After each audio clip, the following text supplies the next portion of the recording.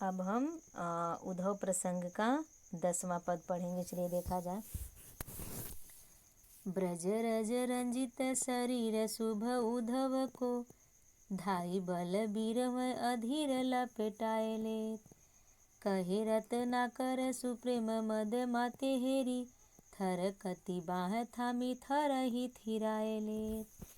कीरति कुमारी के दरस रस सदेही की, छल कनि चाहे पल कनि पुल काए लेत।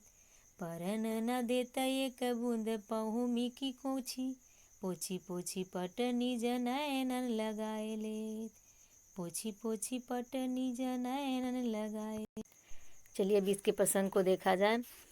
तो इसमें यही कहा गया कि जब गोपियों की भक्ति भावना से विह्वल होकर उद्धव जी मथुरा लौट आते हैं, उनकी इस दशा को देख करके भगवान श्री कृष्ण भी भाव विह्वल हो उठते हैं। इसी का बहुत ही अच्छे ढंग से चित्रण किया गया है। तो चलिए एक एक शब्द का अर्थ देखते हुए इसके व्याख्या पर ध्यान दीजिए। ब्रज रज रंजित, रज माने होता है धूल, ब्रज यानी कि ब्रज से रंजित का अर्थ होता है एक तरह से कह दीजिए लिप्त होना, यानी कि उसमें सना होना। ब्रज रज रंजित यानी कि ब्रज के धूल से दूषित होना, यानी कि धूल में लिपटा रहना।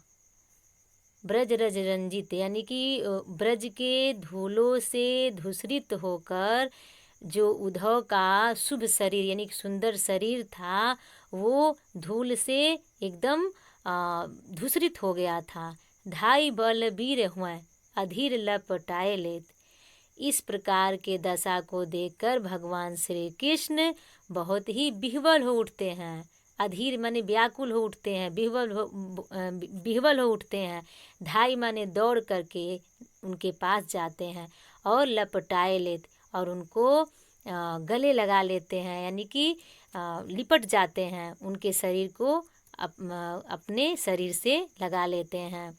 कहे रत्नाकर सुप्रीम मद माते हेरी, रत्नाकर जी कहते हैं, कवि कहते हैं कि सुमने सुंदर प्रेम मद माते, यानी कि वह प्रेम से मदमस्त होकर कौन उद्धव थरकति बाह थामी थहरी थिराए लेत। वह इतने मदमस्त हैं, प्रेम में इतने वो मदहोश हैं कि उनके जो शरीर है वो काँप रहे हैं। बाह उनकी जो बाहें हैं वो काँप रही हैं। थरकत माने होता है काँपना, और थहरी थिराए स्थिर करना, यानी कि थहर क्या होता है स्थिर कर लेना। तो ऐसी दशा को जब देख रहे हैं तो भगवान श्री कृष्ण उनके बाहों को स्थिर कर लेते हैं, यानी कि थाम लेते हैं। थिराए लेत मतलब थाम लेना, और थाम ही का अर्थ होता है थाम लेना, और थहर का अर्थ होता है स्थिर कर ले। हाँ तो देखिए, तो थरकति बाह थामी थहरी थिराए लेत, अर्थात उनके कांपते हुए हाथों को वह थाम लेते हैं। कीरति कुमारी के दरस रस सद्य ही की, सद्य माने होता है तत्काल, नवीन कह सकते हैं। कीरति कुमारी यानी राधा के नए दर्शन मात्र से, यानी कि एक तरह से कह सकते हैं आपकी कि तत्काल में किया हुआ दर्शन, छलकनि चाही पलकनि पुलकाए लेत।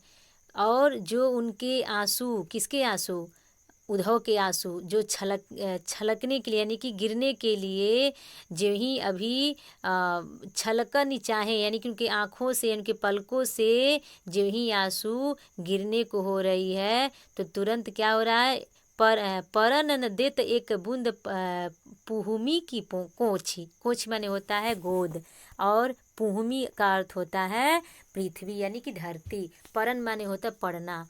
तो जब देख रहे हैं कि क्या कहते हैं उद्धव के आंसू अब नीचे गिरने वाले हैं पृथ्वी पर, तो तुरंत भगवान श्री कृष्ण उनके आंसू के बूंद को रोक ले रहे हैं, यानी कि पोंछ पोंछ पट निज नयन नि लगाए ले, अपने दुपट्टे से पोंछते। पट माने वस्त्र होता है, जो उनका वस्त्र है वो अपने वस्त्र से उद्धव के आंखों से गिरते हुए आंसू को पोंछ ले रहे हैं, अर्थात पृथ्वी पर नहीं गिरने दे रहे हैं।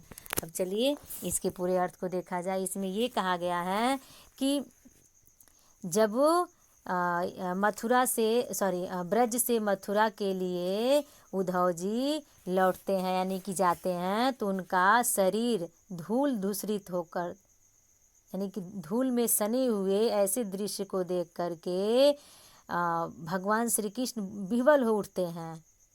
उनके शरीर को ब्रज की पवित्र धूलि से सने हुए, यानी कि मानो उनको सारी बातें याद आने लगती है और वह दौड़कर उद्धव को अत्यंत अधीरता से अपनी बाहों में लिपटा लेते हैं, यानी कि गले लगा लेते हैं। रत्नाकर जी आगे कहते हैं कि उद्धव को प्रेम मद में मदमस्त देखकर श्री कृष्ण उनकी कांपती हुई भुजाओं को थाम लेते हैं और स्वयं भी गोपियों के उस पवित्र प्रेम को याद करके कांपते हुए अपने हाथों से उद्धव को स्थिर करने का प्रयत्न कर रहे हैं। श्री राधा जी के अभी हाल में ही यानी तत्काल में ही किए गए नवीन दर्शन रूपी रस का पान करने के कारण आंसुओं से उमड़ते नेत्रों को देख करके, ये किसकी बात की जा रही है, किसके नेत्रों में आंसू उमड़ रहे हैं? उद्धव के, यानी कि तत्काल में ही अभी राधा का वो दर्शन करके आए हैं तो उनके आँखों में आंसू बनी हुई है, यानी कि आँखों से आंसू निकल रहे हैं, टपक रहे हैं।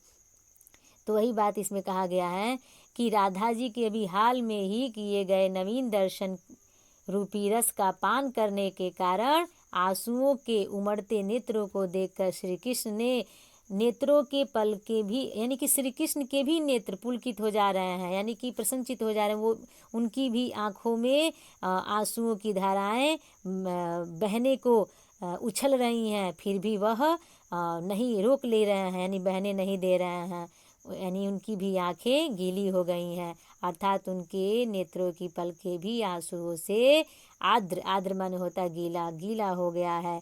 श्री राधा के दर्शन से पवित्र उद्धव के नेत्रों से निकले आंसुओं को श्री कृष्ण नीचे पृथ्वी पर गिरने से पहले ही उनकी एक एक बूंद को अपने दुपट्टे से पोंछ पोंछ कर अपने नेत्रों से लगा रहे हैं।